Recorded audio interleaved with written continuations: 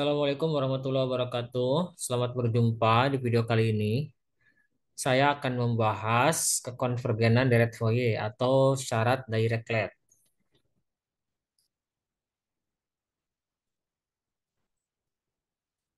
Nah, syarat Dirichlet.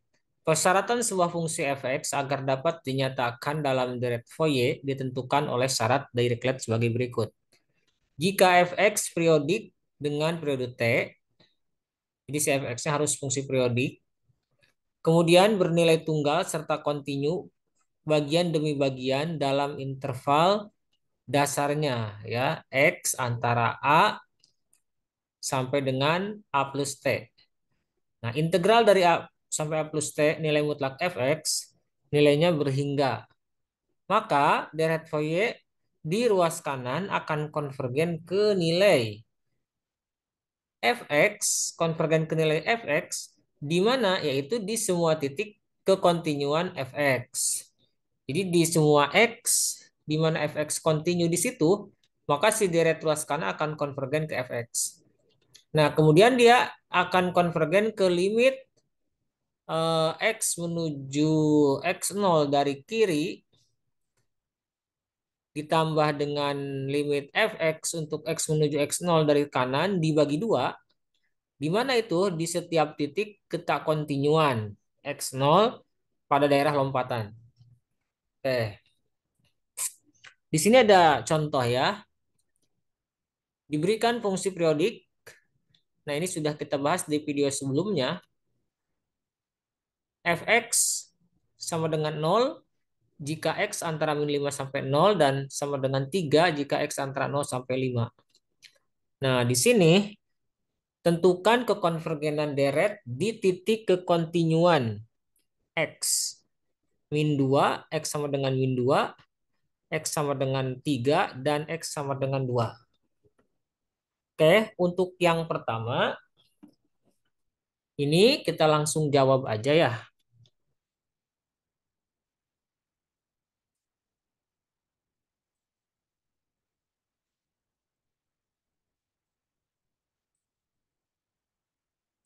Oke, di sini di X sama dengan min 2 ya. Nah, ini sebenarnya bisa kita gambarkan ya. Si kurang lebih seperti ini. Nah, ini misalnya min 5 ada di sini. Nah, di sini ada 0 ya. Kemudian di sini 0, kemudian di sini 5 seperti itu. Nah, ternyata si nilai fx ini sama dengan 0 ya. Di sini 0 untuk x antara min 5 sampai 0 dan sama dengan 3, misalnya di sini 3 gitu kan. X antara 0 sampai 5. Nah, dan ini tentunya dia fungsi periodik ya. Di mana ini bisa kita teruskan ya. Di sini misalnya X sama dengan 10, di sini sampai X 15 gitu ya. Contohnya misalnya berarti dia karena periodik ini balik lagi di sini pasti 0. Di sini pasti 3. Gitu kan? Yang sebelah kirinya juga sama. Nah, sekarang untuk menjawab pertanyaan ini gampang banget. Tentukan kekonvergenan deret di titik kekontinuan ya. X sama dengan min 2. Nah, di sini X sama dengan min 2. Min 2 pasti ada di sini ya. Antara 0 sampai min 5. Di sini ada min 2. Min 2. Nah, jelas min 2 ini dia berada di titik kekontinuan dari si fx. Berarti berdasarkan teorema dari Dirichlet tadi, jika dia berada di titik kekontinuan, maka si deret itu akan konvergen ke fx. Berarti untuk x sama dengan min 2 di sini ya, karena dia berada di titik kekontinuan, maka si deret akan konvergen ke 0. Karena nilainya 0 ya, fx-nya. Jadi di x sama dengan min 2. Nah, si deret konvergen ke, lihat fx di x sama dengan min 2 kan nol, ke nol gitu kan. Nah, untuk x sama dengan 3 gimana? X sama dengan 3 kan ada di sini. Nah, dia kontinu juga ya, di titik kekontinuan bukan pada lompatan. Berarti dia konvergen ke fx. Berarti di x sama dengan 3,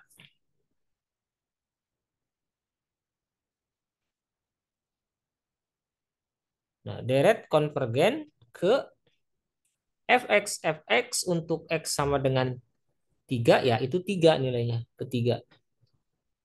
Terus di x sama dengan 8, 8 ada di sini. X sama dengan 8, ya dia konvergennya ke fx juga karena dia di titik kontinuan di ke 0 ya, dan seterusnya. Oke. Nah, sekarang untuk menjawab pertanyaan yang kedua ya, tentukan kekonvergenan deret di titik ketak kontinuan x sama dengan min 5. Nah, di sini min 5 itu tidak kontinu ya. Karena kan sebelum min 5 itu di sini nilainya, nah seperti ini kan.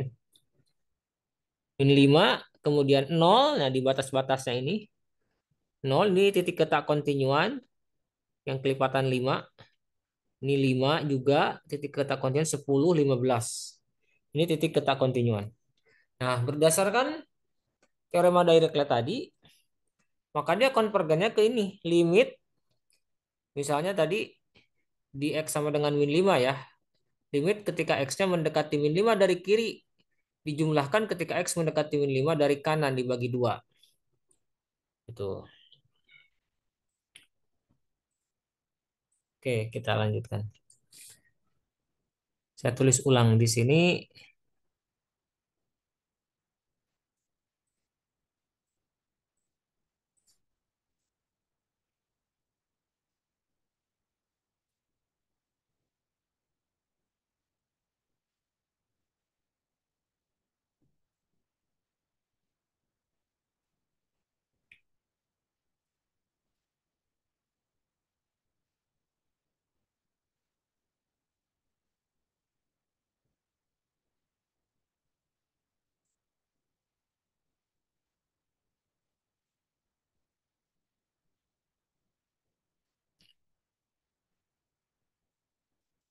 Oke, di titik ketak kontinuan dia konvergen ke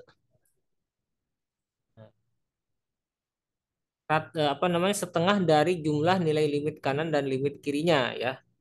Misalnya di x sama dengan 5 ya, tadi x sama dengan min 5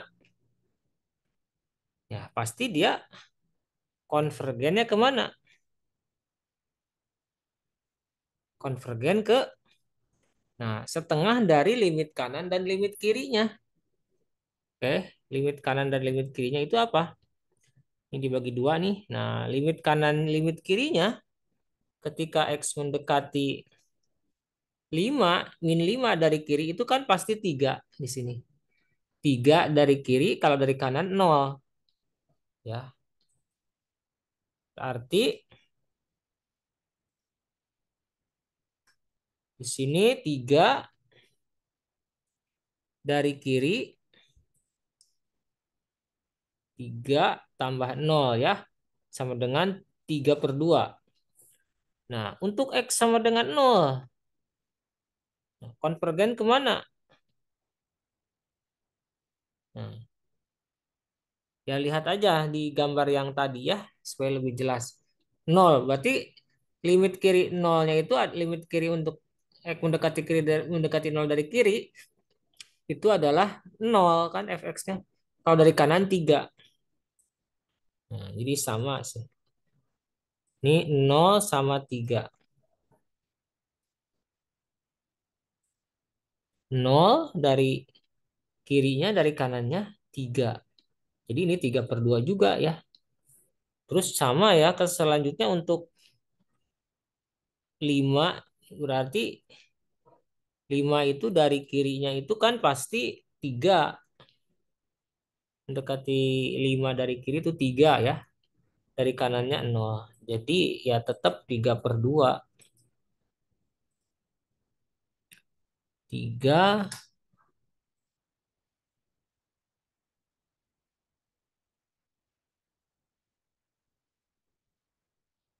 dan seterusnya. Oke, seperti itu.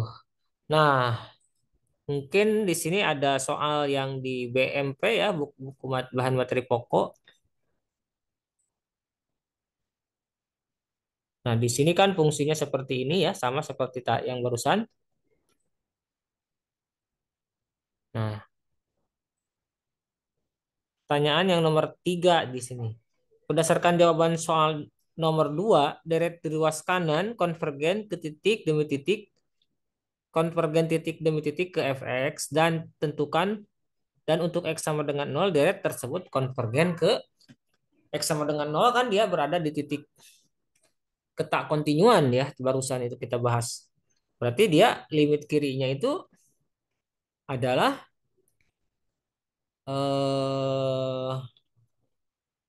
nah yang ini ya